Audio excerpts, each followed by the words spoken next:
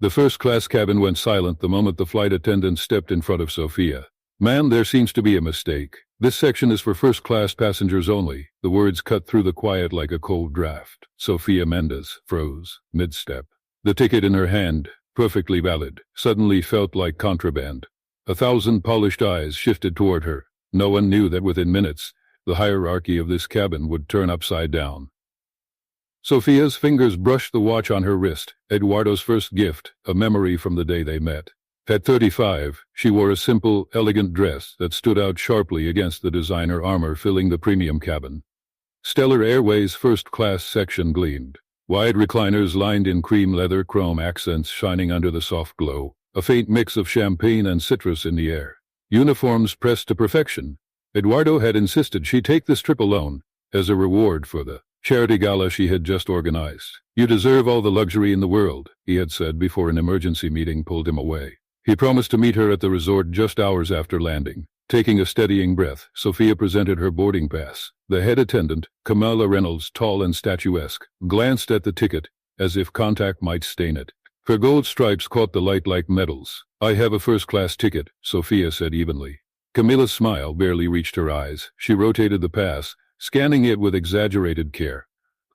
"Perhaps you were entered incorrectly," she said, performing skepticism like a well-rehearsed act. A man in a business suit peered over his financial paper. "Happens all the time," he announced loudly. "Economy keeps trying to sneak forward." A few passengers smirked. Others simply stared. A couple in matching designer clothes leaned. Camilla's voice dropped lower. "Let me check if there's space for you in the back. You might feel more comfortable there." The emphasis made the message unmistakable. "You don't belong here." Heat flared in Sophia's face, but her spine stayed straight. Years in uniform had taught her how to stand tall under scrutiny.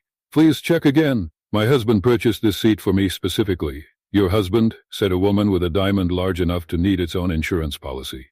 "Everyone says that when they want an upgrade." Soft laughter rippled through the cabin. Another attendant drifted closer. Camilla's glance told her everything. Sophia's fingers tightened around the watch. Memories flashed. Early mornings, cramped galleys, pouring coffee at altitude, while believing that hard work could outfly bias. She had faced pettiness before, but never here, in a cabin she once served with pride. The cabin manager appeared, hat aligned with military precision, expression carefully neutral. "Ma'am, there seems to be a problem with your reservation. I'll need you to step off the aircraft while we resolve this." The words were polite, final. Eyes weighed on her, some pitying, some entertained. Sophia's voice stayed steady. "My ticket is valid. I have every right to be here." Camilla's smile thinned. "Security protocols, ma'am. We can't have just anyone in first class without proper verification. Just anyone." The phrase landed like a slap, and then with a hiss of hydraulics, the aircraft door opened. A tall figure filled the entryway. The doorway framed him like the opening scene of a film. Eduardo Vasquez stepped inside.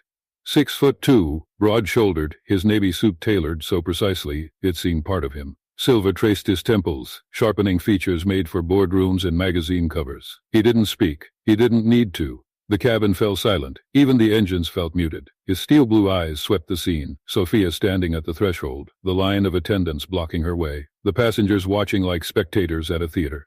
The muscles at the corner of his jaw tightened just slightly. Only those who knew him well would catch it.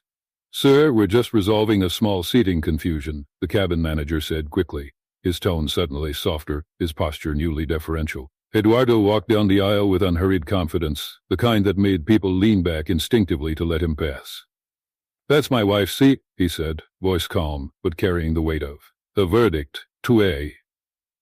Camilla's face drained of color. "Your wife." Eduardo stopped beside Sophia, resting a steady hand at the small of her back. "Yes. Sophia Mendez Vasquez. Has there been an issue with her accommodation?" The cabin manager's composure faltered. "Mr. Vasquez, we had no idea. We were simply following protocol." "Protocol to verify what exactly?" Eduardo asked, gaze level, controlled. "Whether she belongs in first class based on her appearance." The question struck like turbulence. The woman with the diamond necklace suddenly found the in-flight magazine very interesting. The cufflink executive stared at his shoes. The whispering couple went rigid, hands still locked together but utterly silent. Eduardo's eyes moved back to Camila. He didn't raise his voice. He never had to. "Before we married, Sophia was the youngest head flight attendant in Stellar Airways history. She knows more about protocol and service than most people here combined." A ripple passed through the cabin. Camilla's practiced smile faltered. She once saved a passenger's life mid-flight, Eduardo continued, tone still level but edged with quiet pride. Recognized symptoms before the man himself did. There's a commendation at headquarters with her name on it. I wonder how many of you have seen it. The manager swallowed hard. A bead of sweat traced Camilla's hairline. The glossy authority that had moments ago blocked Sophia now looked strangely out of place, like a costume that no longer fit. I asked the flight to hold for my arrival, Eduardo said, his words deliberate. Every syllable a controlled strike, because I planned to surprise my wife. It seems I arrived at the right moment. The manager opened his mouth to explain, but Eduardo cut him off with a glance, sharp enough to stop the sentence midair. He is the majority shareholder of Stellar Airways, Eduardo said, evenly and deeply concerned by what I just witnessed. The statement dropped like a silent alarm. Someone near the window gasped. Camilla's knuckles whitened on the seatback. The gold pin on her jacket suddenly looked like it weighed 10 pounds. We were only following procedure, the manager said, weakly. Misunderstandings have consequences, Eduardo replied. He pulled out his phone, typed with precise motions and looked back up. I've just emailed the board. Effective immediately, every Stellar Airways employee will complete anti-discrimination training. Miss Reynolds, his gaze fixed on Camilla, you will be the first participant. Camilla's throat bobbed as she swallowed. Yes, sir. Eduardo turned to the manager. About the Director of Customer Experience role we discussed, my wife's history with this airline and her experience today make her the most qualified candidate, if she wants it.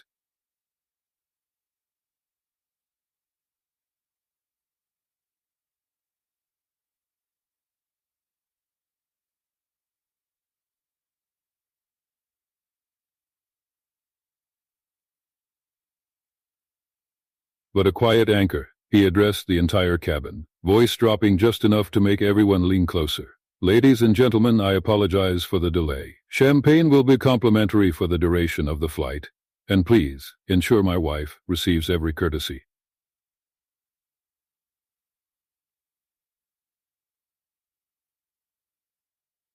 She is due. Your future with this company depends on it. The transformation was instant. Camilla stepped aside, subdued. The cabin manager's posture collapsed into brisk compliance. The cufflink executive folded his paper, suddenly fascinated by the safety card. The whispering couple avoided eye contact. Respect, or fear, settled into the cabin like a new pressurization.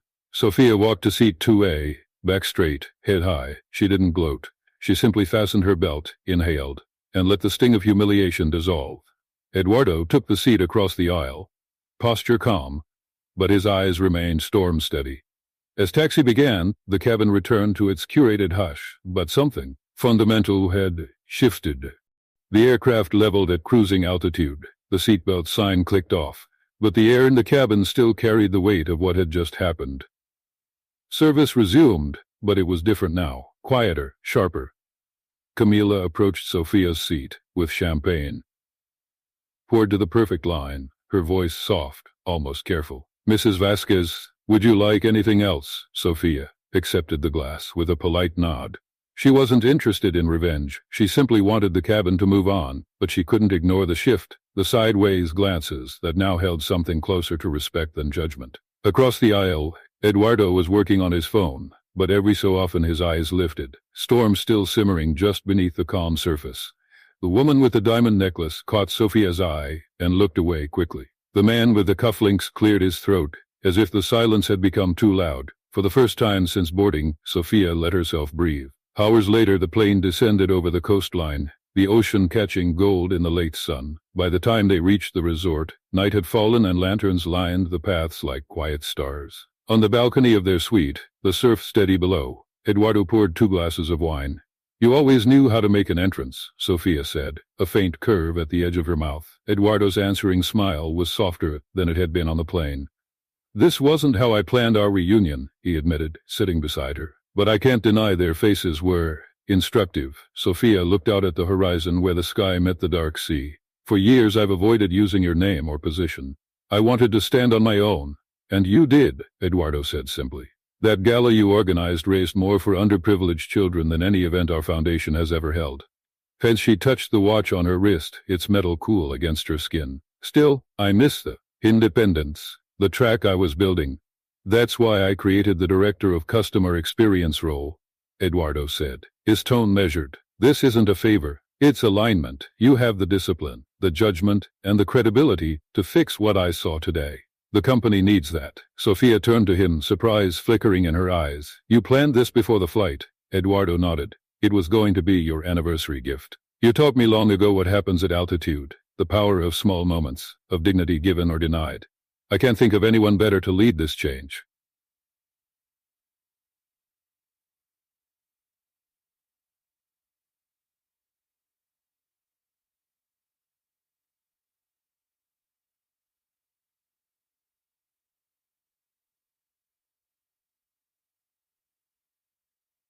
I didn't fall in love with Mrs. Vasquez, Eduardo said quietly. I fell in love with Sofia Mendes, the flight attendant who treated a nervous child and a CEO with the same respect. The last glow of sunset caught her watch, turning it briefly into a small golden star. Sofia took a slow breath, lighter than she had felt in years. Then I think it's time for a new chapter. Eduardo's relief was visible, the tension in his shoulders easing. Tomorrow, we start transforming this airline. They sat in quiet for a moment, listening to the waves, the night folding around them like a curtain. The confrontation in the cabin felt distant now, but its lesson remained sharp. Dignity isn't granted by uniforms, tickets, or titles. It is practiced, or it is violated. Call to action. What did you think of the turn on that plane? Did Eduardo's reveal land for you the way it did for that cabin? Too often people are judged by their clothes, their accent, or their background before anyone knows their story. Have you seen someone quietly underestimated, or experienced it yourself? Tell us in the comments. Your perspective matters.